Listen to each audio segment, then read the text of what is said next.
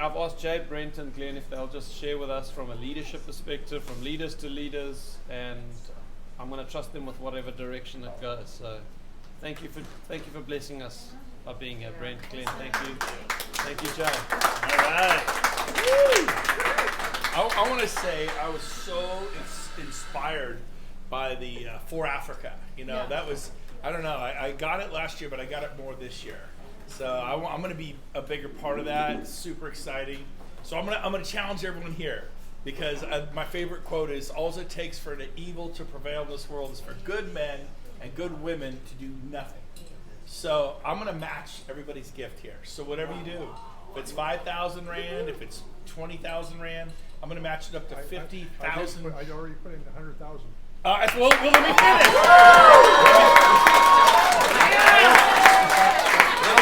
Let me finish.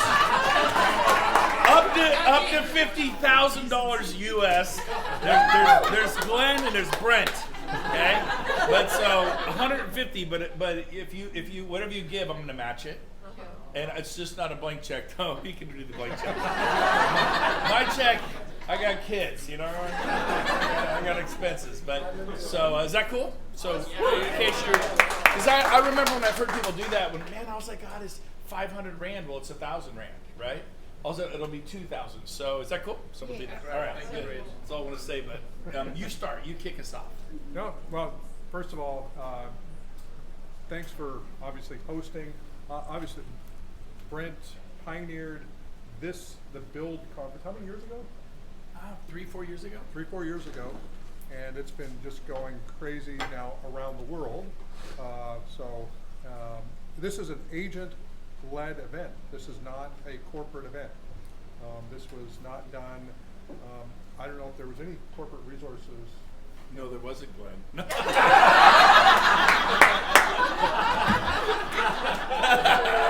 I deserve that.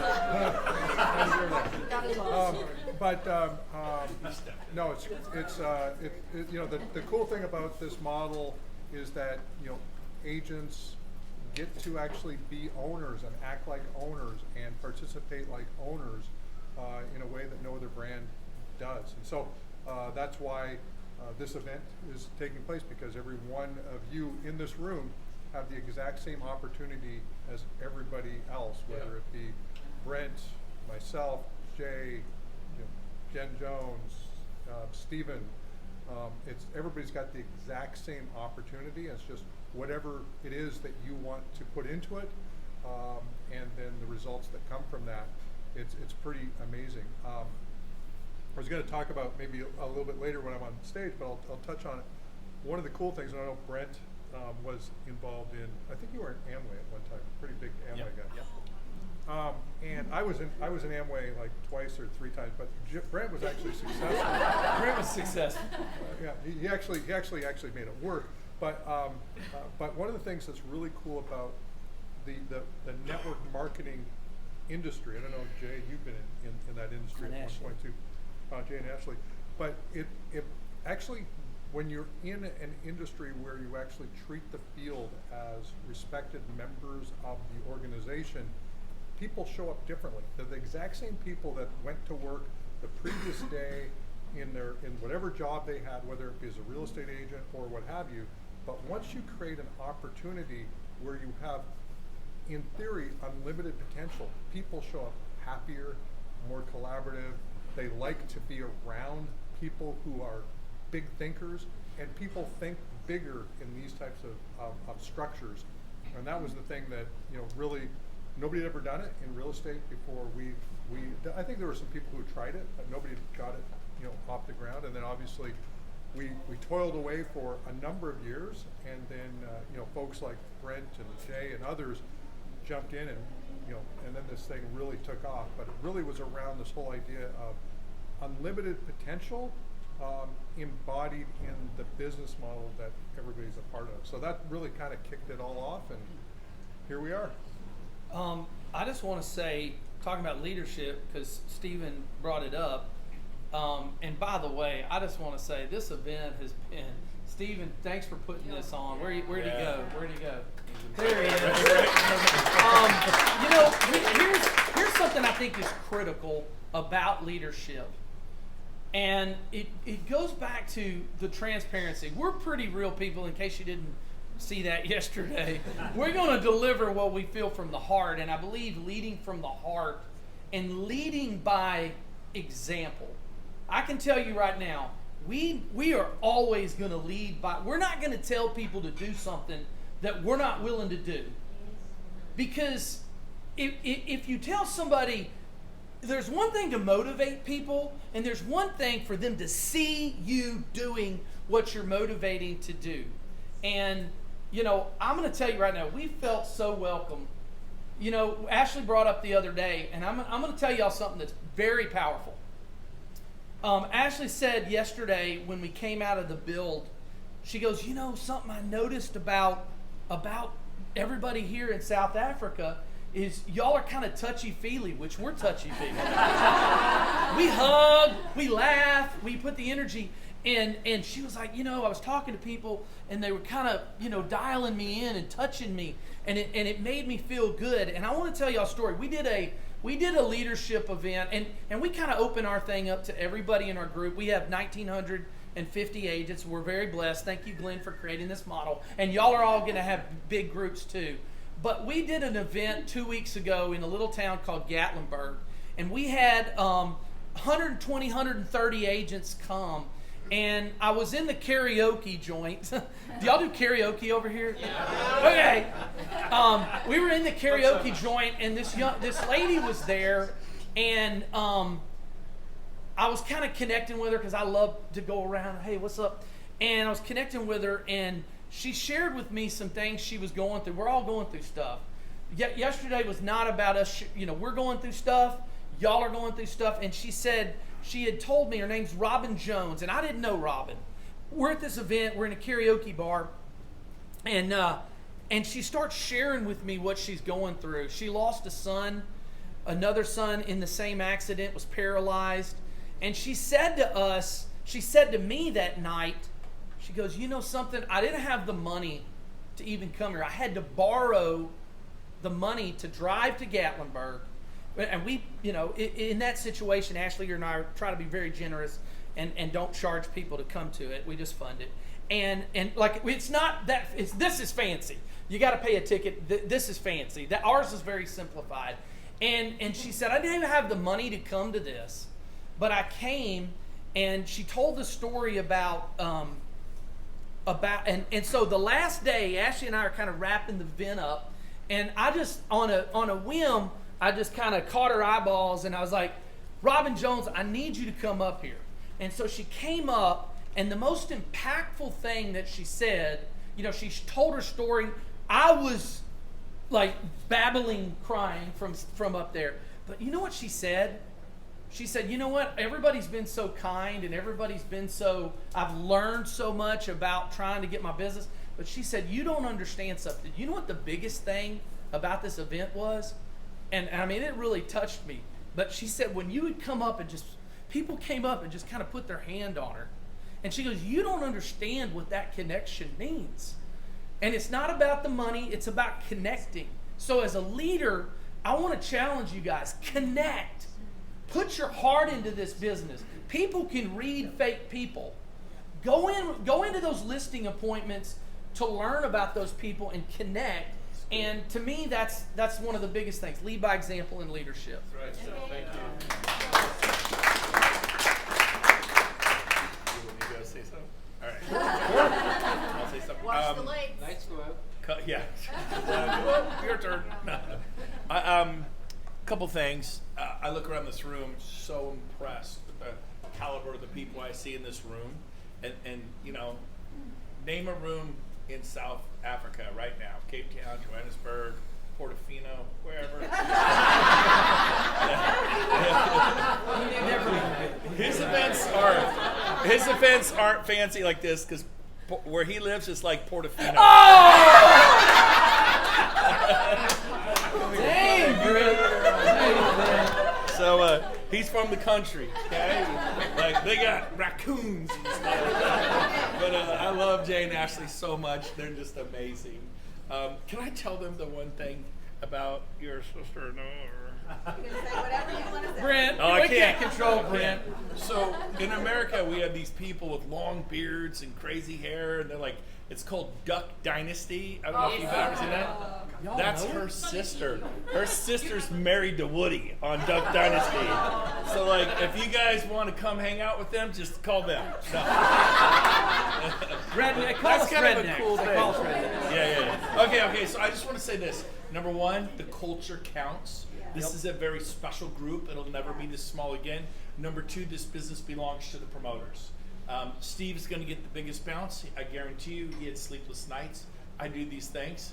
I just did an event in Maui that was like, ooh, the room block, you know, and then Cabo, ooh, the room block, and it's hundreds of thousands of dollars. We did build last summer. It was 2.7 million. Wow. You know, it's like a, you know, and you know, 2 months before the event, we were $1.5 million in the hole, and you know, I don't know, that's something, right?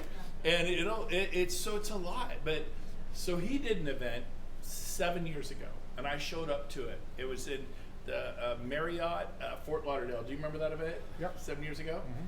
Did you lose money or make money at that event? Oh, Do we you lose remember? money on every event. Lose money on every event. Now you and I have had to like retrain ourselves. Say we invest money. Yep. Right. Yep. We don't lose money, we invest money in Yep. all of you. And so I've invested a lot of money myself. And you heard him, we just put the bill. We don't, right? And so Ours was very cheap. Remember, we're in country. We're in Portofino. We're in Portofino. hey, $50 is still $50. Now, but here's the deal. I showed up to his event with 19 guests on my front line and 90 in my organization. So what I want you to do next year is I want you to break what I did. Like, and I had 6 months, you have a year.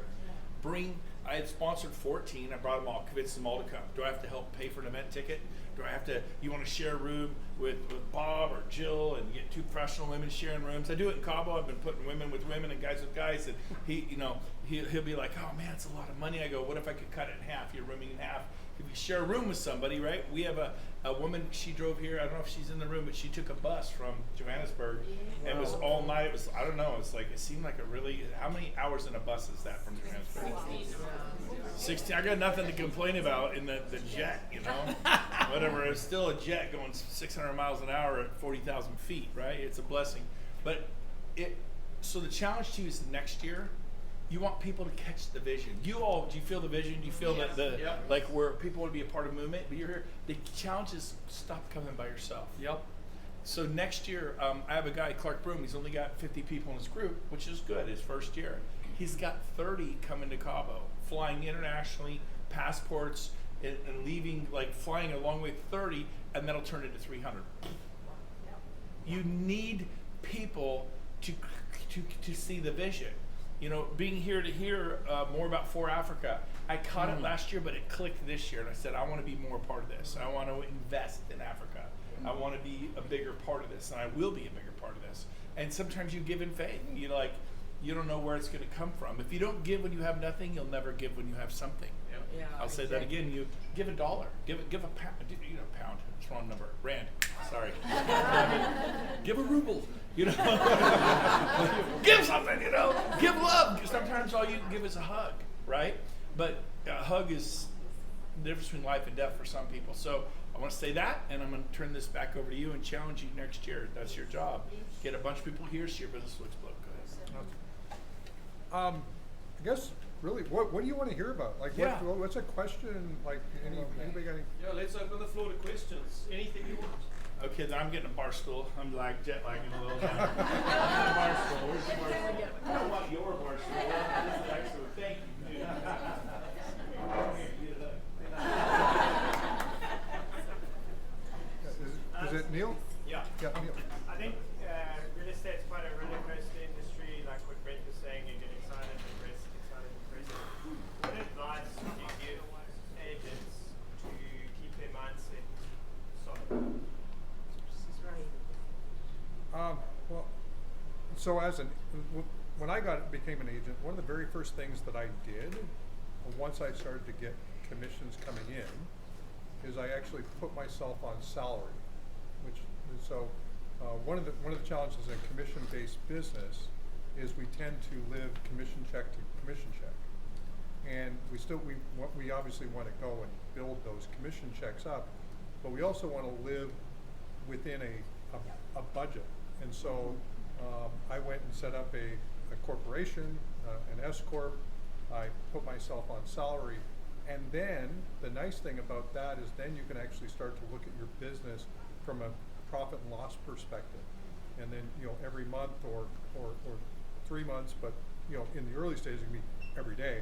But eventually it's like every month or so you start to actually look at what I spent, what was my marketing expenses, how many leads did I generate, what did those leads convert into in terms of contracts, and you start to evaluate your business as a business. And the one thing that I think EXP, just because you start to get equity and you get rev share and those types of things, you start to actually track those things. But yeah, you need to start tracking those early in your business career, so that you actually run it like a business. And I had a conversation with somebody the other day. I said, are you a business person building a business, or are you a salesperson building a business? And they're two different mindsets. A business person is going to be a lot more strategic. A salesperson is going to just go all over the place.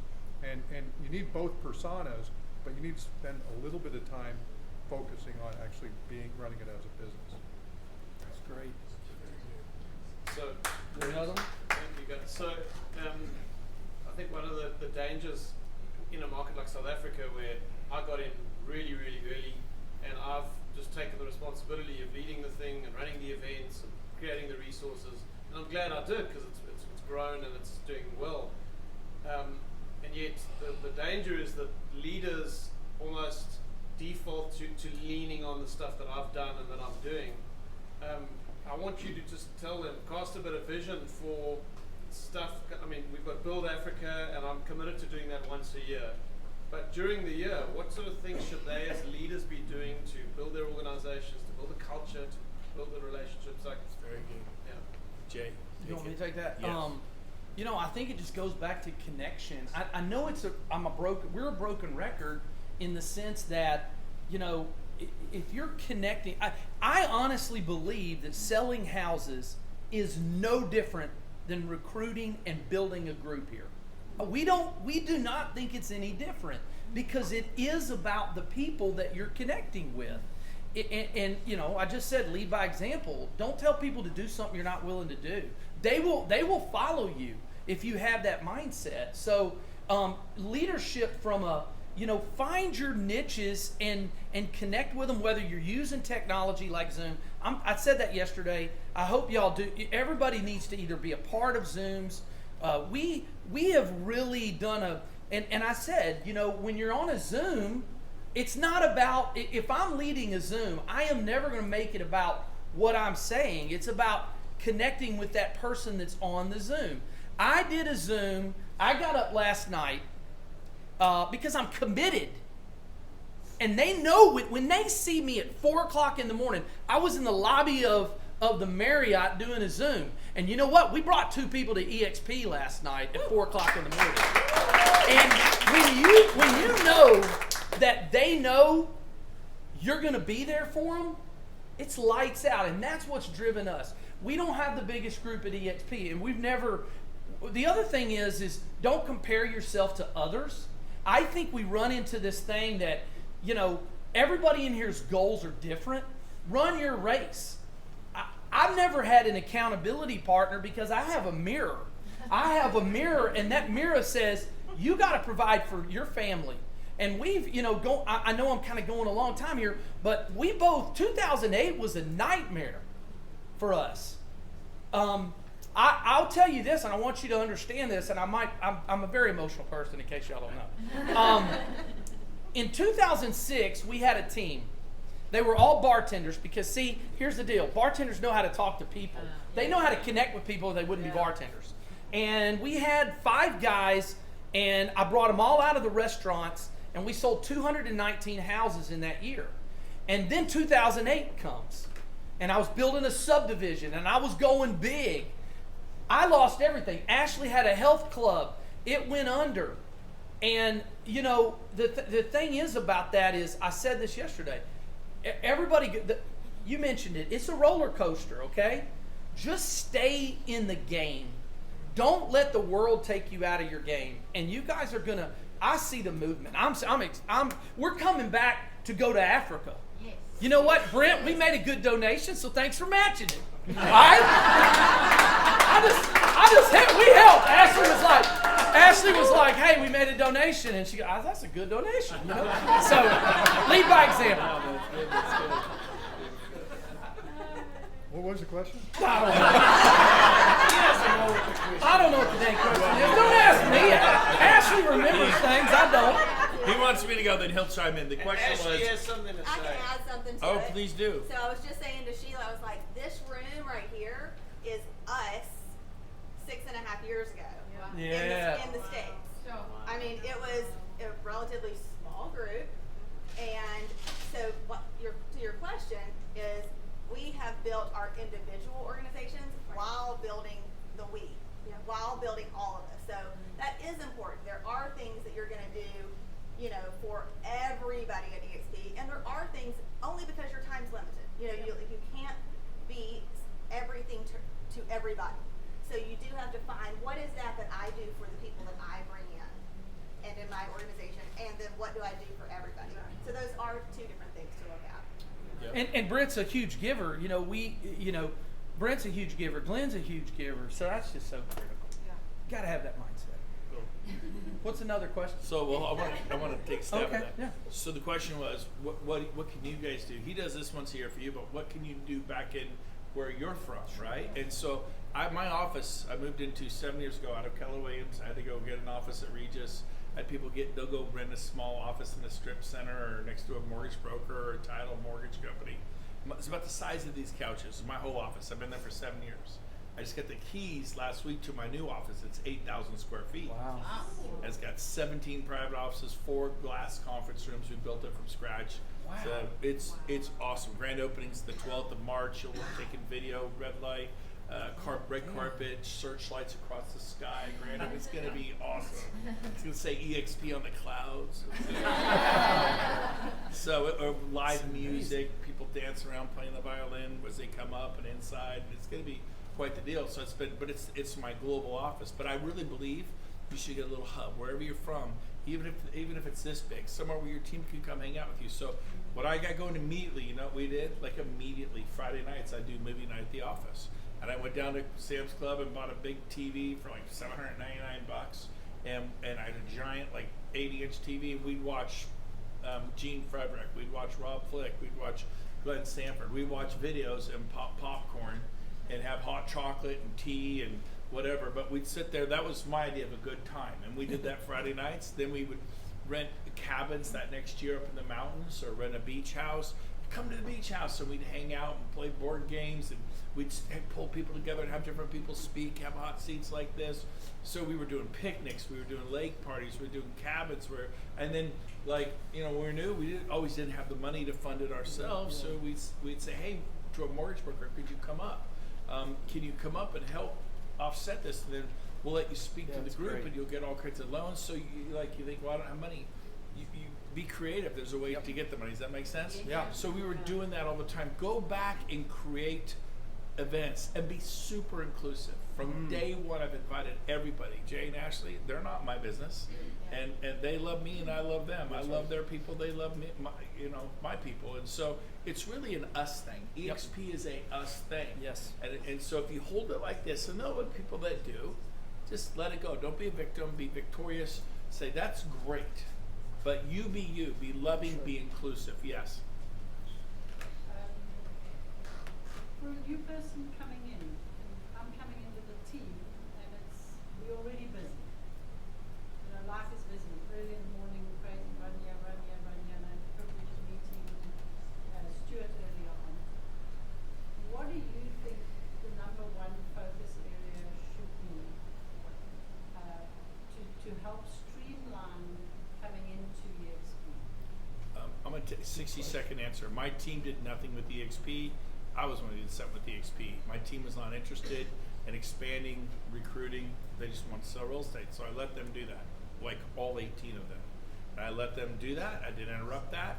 I immediately cut my production in half from 60 to 30, so I'd have more margin. And then I focused on meeting people for coffee every morning, and then putting them in front of people in the afternoon. As I went on listing appointments every day, as I have my 8 children, a wife of 32 years, and so I was busy. But you'll burn the candle at both ends for a little bit. You will. I won't tell you you won't. But it was fun to meet someone at 7 or 7:30 for coffee. They get excited. I go to work all fired up. I did real estate the rest of the day. So you have time. You build this cracks of time. And then Friday night, do a movie night at your office. Invite people and watch EXP Talks. It's awesome. That's my advice. So 60 seconds. Your turn. I just want to say, if you invite people on a Friday night for coffee in Cape Town, you will get shot. We do wine. Hey! Do what you do. Yeah. Well, cool. Your turn. All right, Clint, have the last word, and then we're done. Okay, yeah. I think at the end of the day, get clear, get clear on your goals. Going back to the leadership question, everybody here can build large businesses if they choose to. The reality is, in most groups this size, 3, 4, 5 of you will really take the bull by the horns, but every one of you can take the bull by the horns, and it's really a choice. And if you go for it, you do this, 2, 3, 4, 5 years. There's no reason why you couldn't leave a legacy for your family going forward. But it takes you need to step out. You need to whether it be, say, to Stephen or anyone else, I'm going to start doing events in my community, and just own the fact that you now are doing events. Get on Workplace. Talk about the fact that you've got things going on there. Bring up, especially in the early stages, any EXP agent that can fog a mirror, get them into the room, so when you bring other people there, it just sort of builds on itself. So, as it gets bigger, it becomes, the venues have to get bigger, or you have to be more selective. But in the early days, include everybody in everything you do.